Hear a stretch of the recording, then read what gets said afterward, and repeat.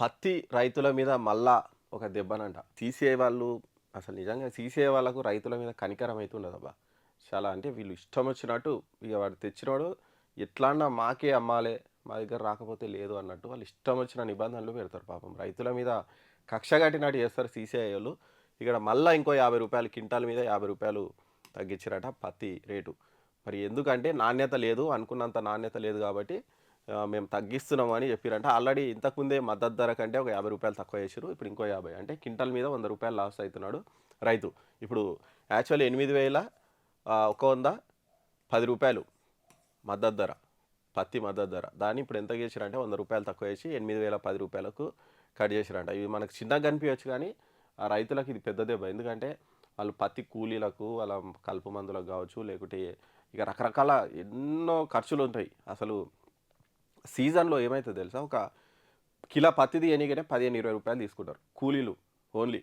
మరి వాళ్ళంతా ఇబ్బందికర పరిస్థితుల్లో వాళ్ళు పత్తి పండిస్తుంటే వీళ్ళేమో రూపాయి పెంచాల్సింది పోయి ఇంకా తగ్గించుకుంటూ వస్తున్నారంట. ఇక నిర్ణీత 8% వరకు తేమ మళ్ళా ఇది గూడా ఎప్పుడొస్తదంటే 8% కంటే ఎక్కువ మాయిశ్చర్ రావద్దు. ఇంతకంటే తక్కువ ఉంటేనే ఈ రేటు. ఇక లేదంటే ఇంకా తగ్గించుకుంటూ పోతూనే ఉంటారు. కోస్తూనే ఉంటారు.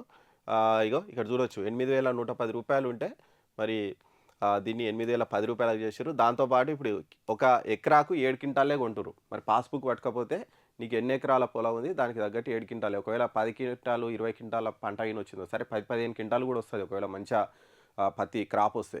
మరి దాన్ని ఏం చేయాలంటే వాడు బయట అమ్ముకోవాలి. అట్లా అమ్ముకోలేడు అంటే 7 క్వింటాల వరకే వీళ్ళు కొంటున్నారు. మిగతాది ఎక్కువ క్రాప్ వస్తే బయట అమ్ముకోవాలి. మరి బయట రూ. 8,000 రాదు. బయటోడు ఏం చేస్తాడు? ఓ 6,000కో, 6,500కో కొంటాడు. అట్లా లాసు, ఇట్లా లాసు. ఇట్లా రైతులైతే అన్ని రకాలుగా ఇబ్బంది పడుతున్నారు. మరి ఆల్రెడీ అసలు ఫస్ట్ ఈ సీసీఐ కేంద్రాలు ఏర్పాటు చేసేటప్పుడు కూడా చాలా ప్రాబ్లమ్ పెట్టారు. మేము ఏర్పాటు చేయమని అట్లా ఇట్లా అని ఎట్లో రాష్ట్ర ప్రభుత్వం ఒప్పించి చేసింది. ఇప్పటివరకు 24,65,000 క్వింటాళ్ళు మరి తీసుకున్నారట. మరి ప్రైవేట్‌లో గూడా చూడొచ్చు. దాదాపు 15 లక్షల క్వింటాల పత్తి కొనుగోలు చేసిర్రు. మరి ఇగో ప్రైవేట్‌లో 7,400లకు మించి ఎవడు పెడతలేడు. కానీ సీసీఐ దగ్గర రూ. 8,000 ఉంది.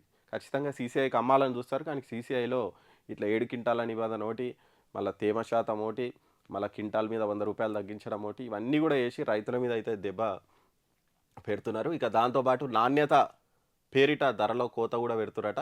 ఇగో ఇది 30 పింజ పొడవు ఉంటేనే ఈ రేటు. ఒకవేళ తక్కువ అయ్యే కొద్దీ ఇట్లా ఇమ్మీడియేట్‌గా ఇక తగ్గించుకుంటా పోతూనే ఉంటది ఇట్లా.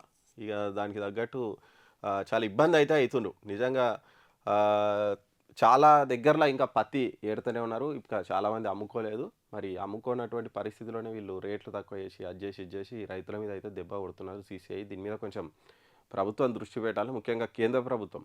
రాష్ట్రంలో ఉన్న బీజేపీ ఎంపీలైనా దీని మీద కొంచెం దృష్టి పెట్టి కొద్దిగా రైతులకు అన్యాయం జరగకుండా చూడాలని